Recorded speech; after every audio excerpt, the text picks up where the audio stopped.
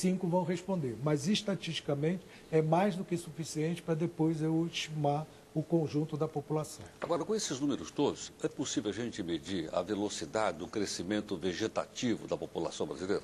Faremos. Inclusive, anualmente a gente já faz esse levantamento, porque eu tenho dados de um ponto contra o outro, comparativamente, pegando esses 2 pontos, eu posso ter a taxa média de crescimento da população brasileira. Isso nós já temos. Até 2009, a taxa média de crescimento da nossa população era de 1,3% de crescimento. Isso em termos de ritmo de crescimento anual. Como é que se faz isso?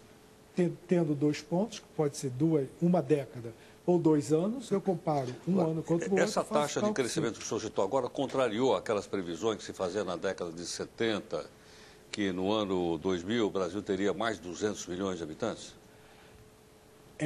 Mais do que contrariou. Se nós tivéssemos ainda hoje o padrão de reprodução, de fecundidade da população, da mulher brasileira, registrado nos anos 50, nos anos 60 e parte dos anos 70, que chegava a ser quase 6 filhos por mulher, hoje o Brasil já teria cerca de 215 milhões de habitantes. E nós estamos falando de um país com cerca de 190 milhões de habitantes. Aliás, a gente está perto de 200 milhões agora, não está? Nós estamos perto, mas com esse ritmo de crescimento de 1,3% ao ano e com uma taxa de fecundidade que já é menor do que de 2 filhos por mulher, nós estamos perto, mas ainda não vamos chegar lá. Mas nesse ano a gente chega aí nos 200 milhões? Como? Neste ano ainda a gente chega nos 200 milhões no Brasil? Não chegaremos a 200 milhões e provavelmente nem no próximo. Essa taxa de 1,3, só por curiosidade, esse 1,3 é mais próximo do quê? De país desenvolvido ou a gente está no...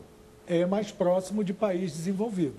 Nós temos hoje um padrão de reprodução próximo de país desenvolvido, que é 1,8 filhos por mulher, quer dizer, menos do que 2 filhos por mulher, que é a taxa que dá pelo menos a reprodução vegetativa da população. Com esse ritmo que nós temos a 1,8 filhos por mulher, a tendência é a população brasileira parar de crescer e a partir dali até reduzir. Mas já vai parar de crescer? A partir de quando? 2015? Pois é, então a pergunta é, já vai parar de crescer? Não, porque esta geração que está nascendo ainda vai crescer até mesmo pela própria, não direi, os demógrafos não usariam o termo que eu vou usar, pela própria inércia demográfica. É uma nova geração que ainda vai contribuir para um crescimento absoluto da população.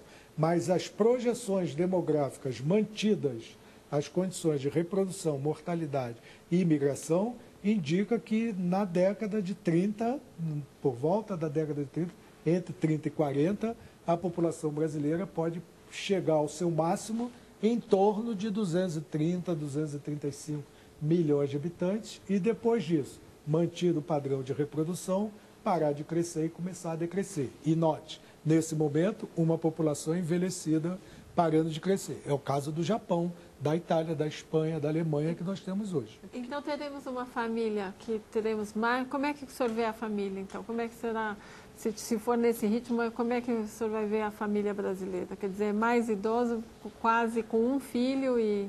Como é que o senhor vê essa projeção? Na verdade, eu verei as famílias, porque se a gente já olhar as pesquisas demográficas do Brasil, a gente já observa que em 1/3 dos nossos domicílios, nós temos apenas 1 ou 2 pessoas vivendo nesse domicílio. Quem são essas 2 pessoas? Ou uma pessoa idosa e, geralmente, quando são idosas, uma única, a proporção maior é de mulheres em relação aos homens, justamente por terem expectativa de vida maior.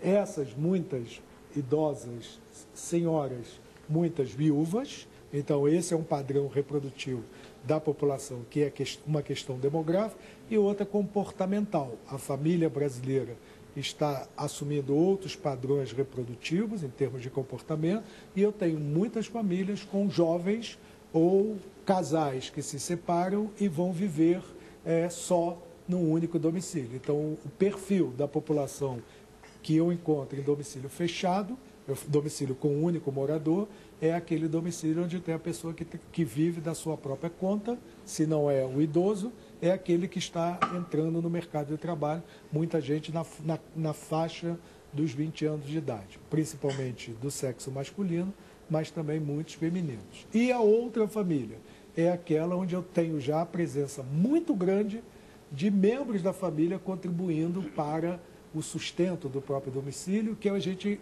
praticamente tirou do vocabulário do IBGE o termo chefe de família. No IBGE a gente não usa mais essa terminologia, porque na verdade é compartilhada a responsabilidade. Então, tanto o homem quanto a mulher contribuem para a formação da renda do domicílio.